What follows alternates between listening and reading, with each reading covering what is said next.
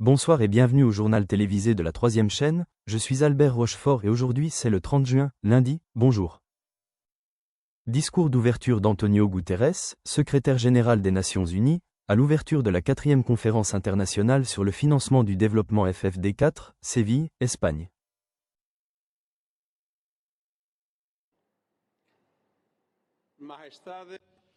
Your Majesties, Excellencies, Ladies and Gentlemen. Majesté, Excellences, Mesdames et Messieurs, je remercie le gouvernement et le peuple espagnol de nous accueillir à Séville pour cette importante conférence. Depuis des décennies, la mission du développement durable unit les pays, grands et petits, développés et en développement. Ensemble, nous avons accompli des progrès.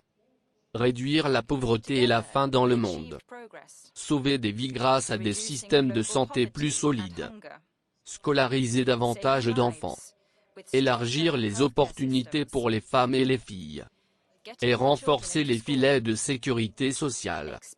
Mais aujourd'hui, le développement et son principal moteur, la coopération internationale, sont confrontés à d'importants obstacles. Nous vivons dans un monde où la confiance s'effrite et où le multilatéralisme est mis à rude épreuve. Un monde marqué par le ralentissement économique, la montée des tensions commerciales et la réduction des budgets d'aide. Un monde secoué par les inégalités, le chaos climatique et des conflits violents. Le lien entre paix et développement est évident. 9 des 10 pays affichant les indicateurs de développement humain les plus bas sont actuellement en situation de conflit. Excellence. Le financement est le moteur du développement. Et en ce moment, ce moteur est en panne. Au moment où nous nous réunissons, le programme de développement durable à l'horizon 2030, notre promesse mondiale de transformer notre monde pour un avenir meilleur et plus juste, est en danger. Les 2/3 des objectifs de développement durable sont en retard. Les atteindre nécessite un investissement de plus de 4 000 milliards de dollars par an. Mais il ne s'agit pas seulement d'une crise numérique. C'est une crise humaine. Des familles qui souffrent de la faim. Des enfants non vaccinés. Des filles contraintes d'abandonner l'école. Nous sommes ici à Séville pour changer de capitale. Pour réparer et relancer le moteur du développement afin d'accélérer les investissements à l'échelle et à la vitesse requise. Et pour rétablir une certaine équité et justice pour tous. Excellence. L'engagement de Séville est une promesse mondiale visant à améliorer la manière dont le monde soutient les pays dans leur progression vers le développement. Échelle. Je vois 3 domaines d'action. Premièrement, nous devons faire circuler les ressources. Rapidement. Les pays doivent montrer l'exemple en mobilisant les ressources nationales et en investissant dans les domaines à fort impact, l'éducation, la santé, la protection sociale, le travail décent et les énergies renouvelables. Débloquer ces investissements nécessite de renforcer les systèmes fiscaux et de lutter contre les flux financiers illicites et la fraude fiscale. Et aider les pays en développement à consacrer une plus grande part de leurs recettes fiscales au système dont la population a besoin. L'appel de l'engagement de Séville aux pays développés pour qu'ils doublent leur aide consacrée à la mobilisation des ressources nationales peut y contribuer. Les banques de développement multilatérales et nationales doivent s'unir pour financer des investissements majeurs. Il s'agit notamment de tripler la capacité de prêt des banques multilatérales de développement et de réorienter les droits de tirage spéciaux, qui peuvent débloquer la capacité de prêt et aider les pays en développement à stimuler l'investissement. Nous avons également besoin de solutions de financement innovantes pour débloquer les capitaux privés.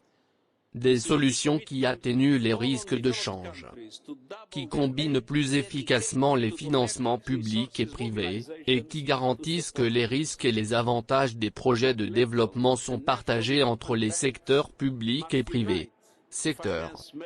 Et qui garantissent que la réglementation financière évalue correctement les risques et soutient les investissements sur les marchés frontières. Deuxièmement, nous devons réformer le système mondial de la dette, qui est insoutenable, injuste et inabordable. Avec un service annuel de la dette de 1 400 milliards de dollars, les pays ont besoin, et méritent, d'un système qui abaisse les coûts d'emprunt, permet une restructuration équitable et rapide de la dette et prévient les crises de la dette. L'engagement de Séville pose les bases. En créant un registre unique de la dette pour la transparence et en promouvant des prêts et des emprunts responsables. En abaissant le coût du capital grâce à des échanges de créances et à un soutien à la gestion de la dette. Et par des suspensions du service de la dette en cas d'urgence. Troisièmement, nous devons accroître la participation des pays en développement aux institutions de l'architecture financière mondiale. Les principaux actionnaires actuels ont un rôle à jouer, reconnaissant l'importance de corriger les injustices et de s'adapter à un monde en mutation. Un nouveau forum des emprunteurs leur donnera la parole pour une résolution plus équitable de la dette et pourra favoriser la transparence, le partage des connaissances et une gestion coordonnée de la dette. Action. Et nous avons besoin d'un système fiscal mondial plus juste, façonné par tous, et pas seulement par quelques-uns. Excellences, Mesdames et Messieurs. Cette conférence n'a pas pour but la charité. Il s'agit de rétablir la justice et de vivre dans la dignité. Cette conférence n'a pas pour but l'argent. Il s'agit d'investir dans l'avenir que nous voulons construire, ensemble. Merci à tous de participer à cet effort important et ambitieux.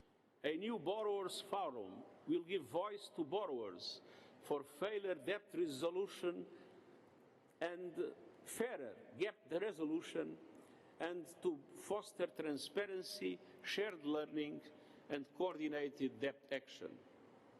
And we need a fairer global tax system shaped by all, not just by a few. Excellences, ladies and gentlemen, this conference is not about charity. It is about restoring justice and to facilitate the ability of all people to live in dignity. This conference is not about money. It is about investments in the future that we wish to build together. Thank you, all, for being a part of this important and ambitious effort.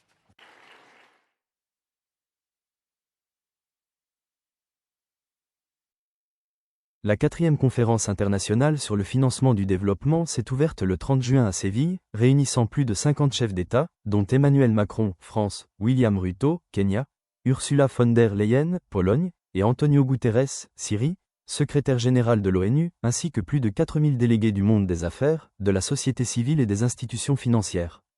Ce sommet intervient dans un contexte de crise mondiale de l'aide qui s'aggrave. Les pays les plus riches réduisent leur financement pour le développement, tandis que les plus vulnérables sont confrontés à une pauvreté, une faim, des maladies et une urgence climatique croissante.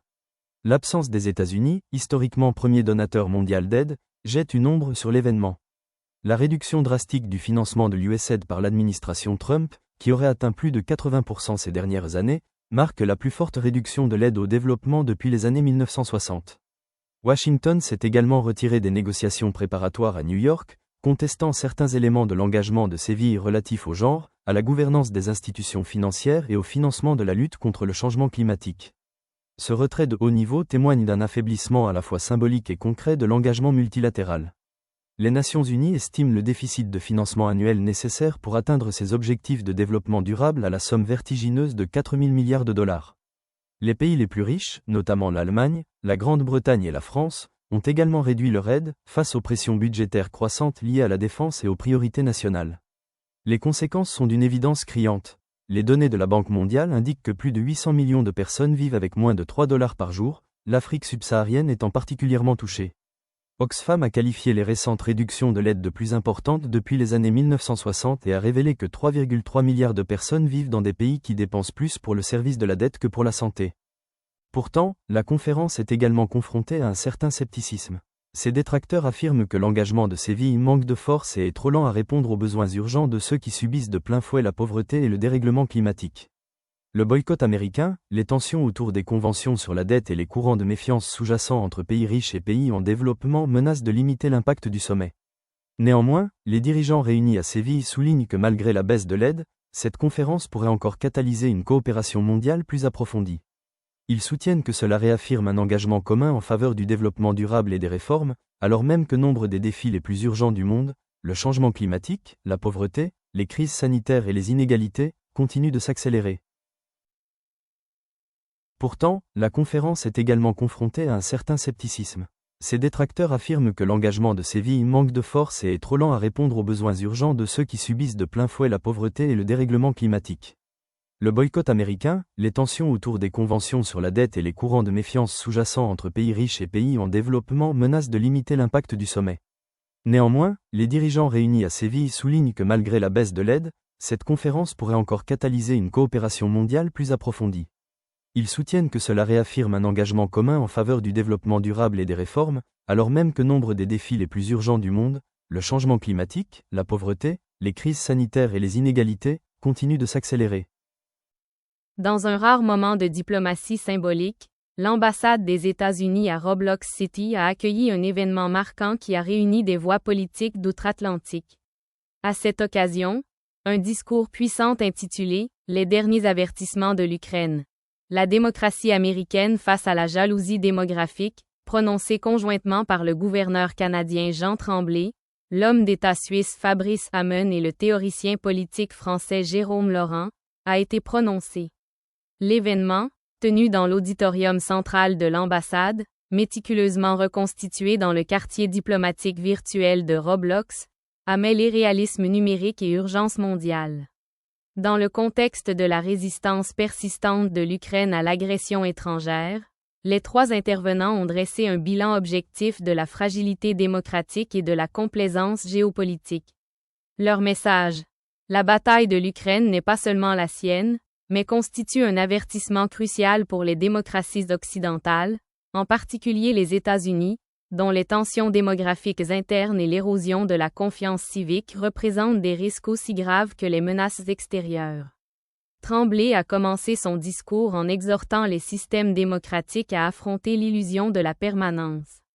Hamon a ensuite mis en garde contre la jalousie démographique, la peur et le ressentiment suscités par l'évolution des paysages culturels et ethniques. Laurent a conclu par une charge philosophique, soulignant que la démocratie doit évoluer vers une forme plus inclusive et pluraliste, sous peine de devenir obsolète face à la montée des forces illibérales. Mesdames et messieurs, nous nous retrouvons aujourd'hui dans un monde au bord d'une transformation irréversible, où les frontières plient sous le poids de la guerre, et où les démocraties vacillent sous leurs propres promesses non tenues. Nous ne parlons pas en simples spectateurs de conflits internationaux, mais en acteurs politiques et en citoyens héritiers d'une même tradition démocratique. Ce qui nous rassemble ici dépasse la souffrance ukrainienne, c'est l'écho profond de son avertissement adressé au monde libre. Le combat de l'Ukraine n'est pas un simple conflit régional. C'est une mise à l'épreuve de la liberté moderne. Depuis plus de 2 ans, les Ukrainiens résistent avec un courage qui défie l'indifférence. Leur combat n'est pas seulement pour une terre, mais pour un principe fondamental, le droit à l'autodétermination. Ce que cette lutte révèle surtout, c'est l'illusion de permanence que les démocraties occidentales, et tout particulièrement celles des États-Unis, entretiennent depuis trop longtemps. L'architecture du système américain, jadis admirée pour sa résilience, montre aujourd'hui des fissures, aggravées par des rivalités démographiques internes, des ports instrumentalisés et l'érosion de la confiance civique. L'avertissement de l'Ukraine n'est donc pas seulement géopolitique. Il est existentiel. On l'a entendu, dans les ruines de Donetsk, dans les trains de réfugiés traversant la Pologne, et dans les couloirs de Washington où les décisions deviennent de plus en plus prudentes, moins morales. La question n'est plus de savoir si les démocraties survivront, mais si elles évolueront assez vite pour répondre aux attentes de leur propre peuple avant que des puissances illibérales ne redessinent l'avenir. Dans ce contexte, nous devons aussi reconnaître l'essor de ce que nous appelons l'envie démographique, une rancœur alimentée par la peur du changement culturel, par des majorités en mutation, par l'angoisse du remplacement. Cette envie, souvent tue, ronge la solidarité et alimente les divisions internes.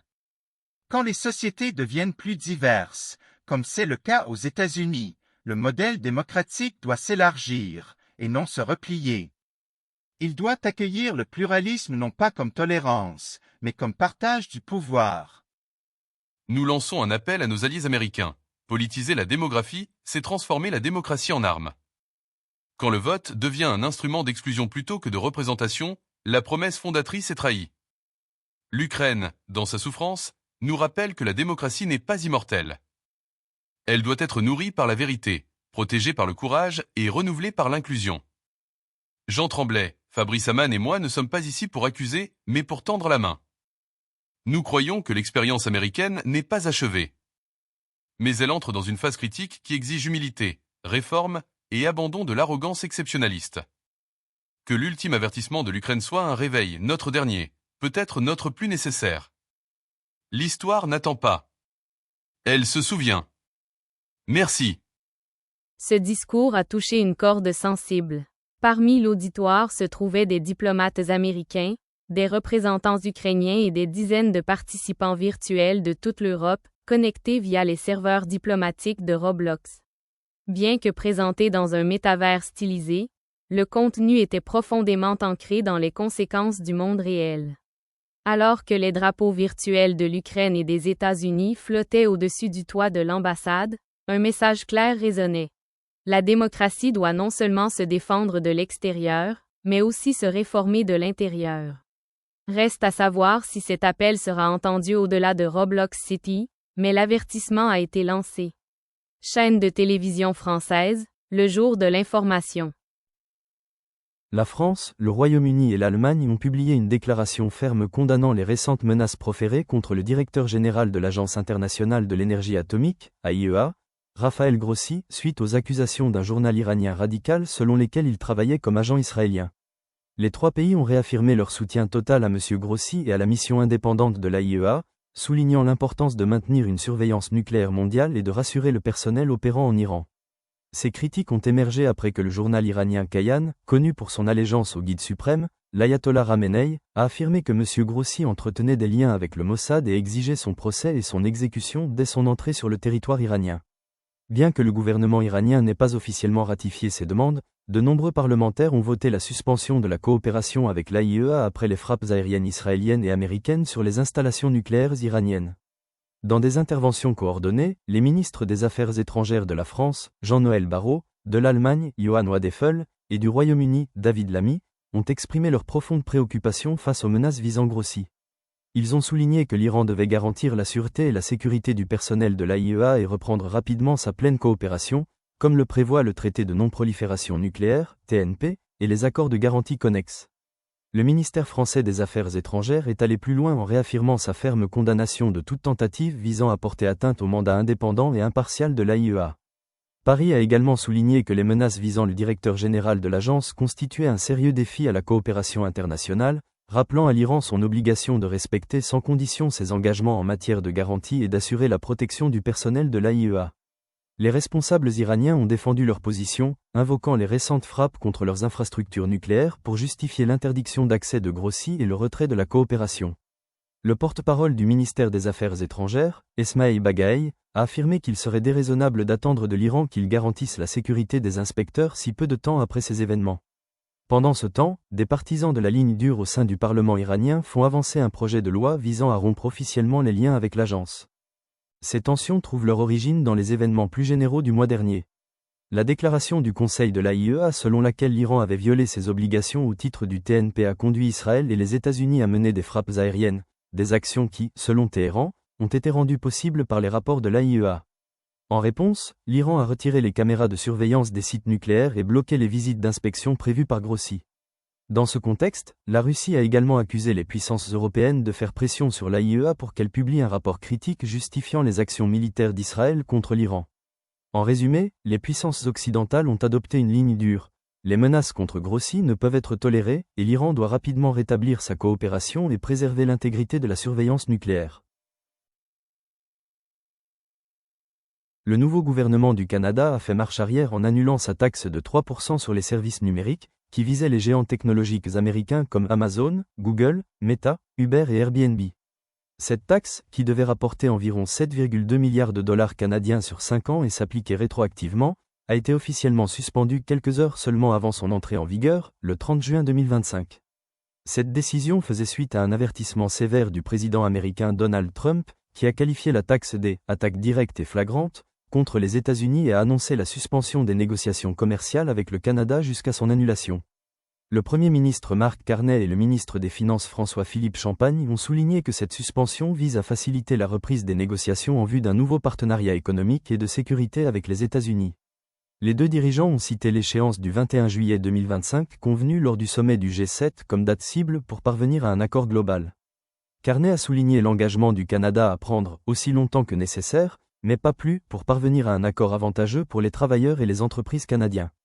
Le retrait brutal de la taxe a également apaisé les inquiétudes croissantes des grandes entreprises technologiques et des groupes d'affaires américains, qui avaient averti que la taxe proposée pourrait réduire les investissements au Canada et entraver les services numériques transfrontaliers. La réaction des analystes met en évidence l'opinion selon laquelle l'acquiescement du Canada démontre une vulnérabilité aux pressions américaines, même si le gouvernement présente cette décision comme une étape stratégique vers une coopération économique et sécuritaire plus large. À la lumière de ces développements, les marchés financiers ont réagi favorablement, les contrats à terme de Wall Street progressant grâce à un regain d'optimisme concernant les relations commerciales entre les États-Unis et le Canada. Ce revirement signale le virage diplomatique d'Ottawa pour préserver les liens commerciaux prioritaires et prévenir une nouvelle escalade sous l'administration réélue de Donald Trump. Et merci beaucoup d'avoir regardé le journal télévisé d'aujourd'hui, ici Albert Rochefort, je vous dis au revoir, et le prochain journal sera demain à la même heure avec Émilie Granger, passez une bonne journée et bonne nuit.